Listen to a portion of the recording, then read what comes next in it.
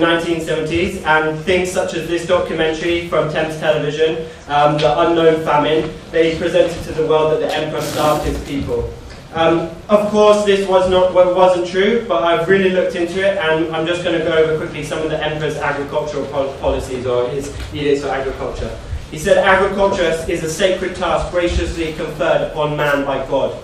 Agriculture is not only the chief among those fundamental and ancient tasks which has been essential to the survival of mankind, but it also ranks first among the prerequisites to industrial and other developments.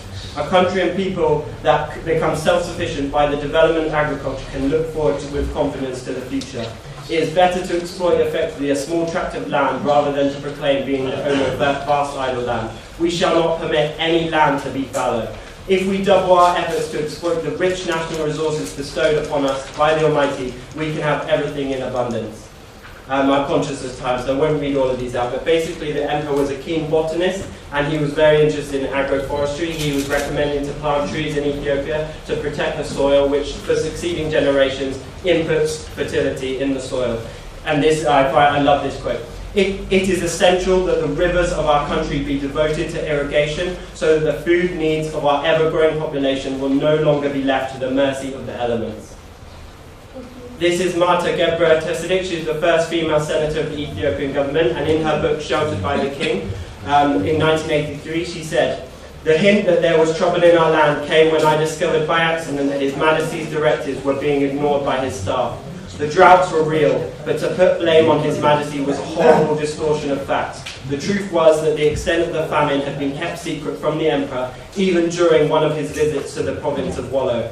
When he learned of the cover-up, His Majesty dismissed the governor of the province and ordered immediate relief. He also then appealed for assistance from the world community.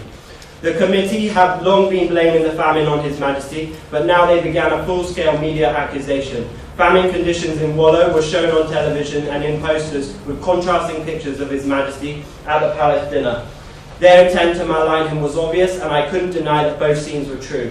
We did have a terrible famine within our borders, and His Majesty had hosted expensive state dinners. But the famine hadn't come because of imperial greed, as the Derg was trying to say. His Majesty wasn't a selfish ruler, and he wasn't guilty of the sin of an uncaring heart." I need 10 minutes if anyone would like to